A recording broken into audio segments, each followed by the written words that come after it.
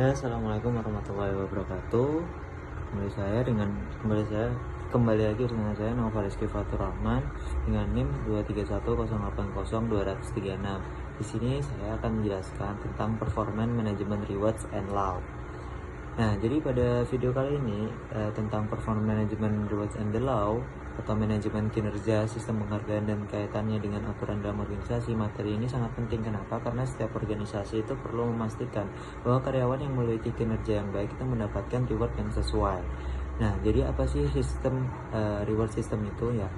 Reward system itu atau yang kita kenal dengan sistem penghargaan itu merupakan seluruh bentuk kompensasi atau penghargaan yang diberikan oleh organisasi kepada para karyawan sebagai imbalan atas kontribusi yang mereka lakukan. Jadi sistem penghargaan ini tidak hanya berupa uang atau gaji, tapi juga dapat berupa penghargaan non finansial yang mampu meningkatkan kepuasan motivasi kerja.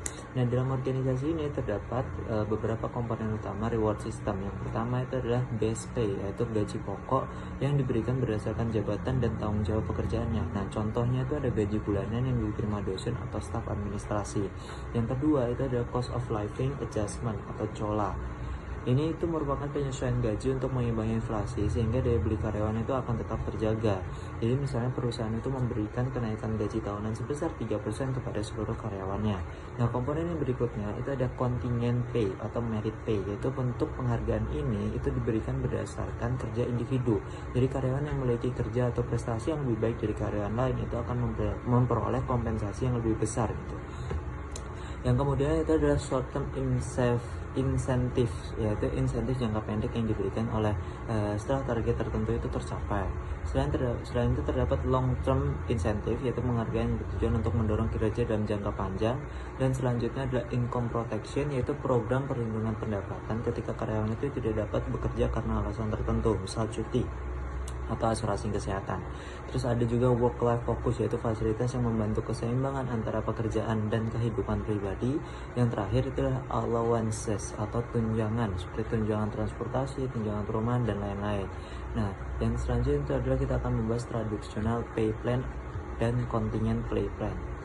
Nah, dua pendekatan ini itu adalah dua pendekatan utama dalam sistem pembayaran karyawan, yaitu traditional pay plan tadi dan contingent pay plan. Nah, traditional pay plan itu sistem gajian yang berdasarkan pada jabatan dan masa kerja atau senioritas gitu. Dalam sistem ini tuh kenaikan gaji itu cenderung seragam dan tidak dipengaruhi oleh tingkat kinerja mereka.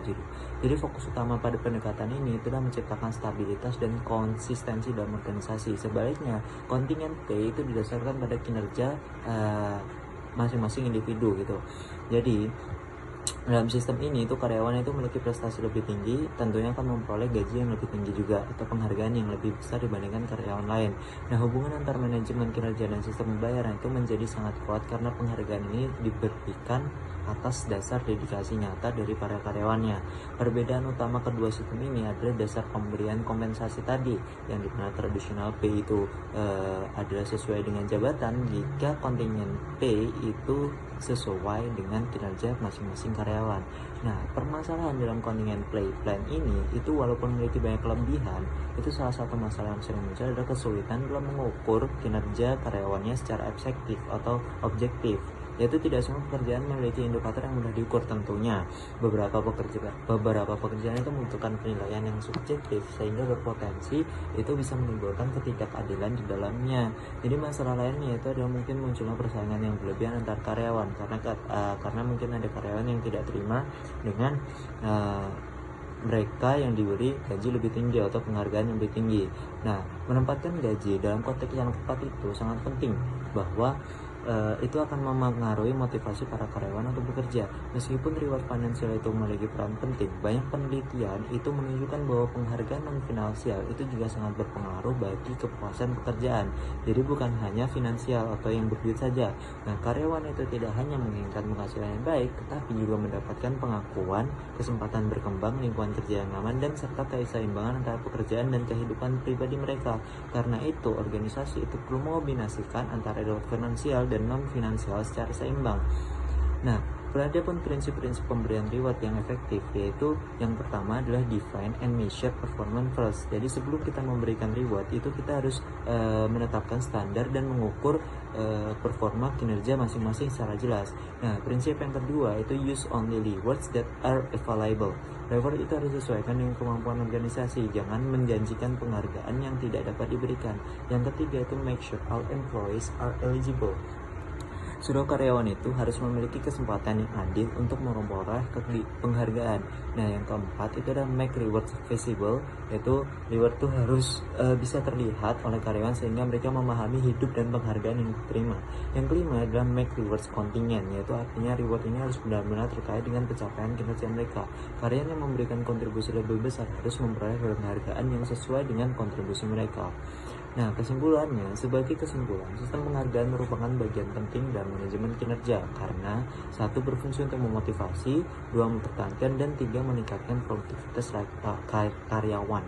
Jadi reward itu tidak hanya berupa kompensasi finansial seperti gaji, bonus, tapi juga seperti non finansial seperti pengakuan, kesempatan berkembang, dan keseimbangan kehidupan pribadinya. Nah, organisasi dapat menggunakan pendekatan tradisional pay maupun kontingen pay. Jadi tetapi kedua pendekatan tadi juga memiliki positif dan negatifnya masing-masing. Nah, bagaimana cara agar efektif sistem penghargaan itu harus didasarkan pada pengukuran kinerja yang jelas. Dan dengan penerapan sistem penghargaan yang baik ini, organisasi itu dapat menciptakan lingkungan kerja yang lebih produktif, meningkatkan kepuasan karyawan, serta mendukung pencapaian tujuan dari keseluruhannya. Sekian pembahasan tentang performance management.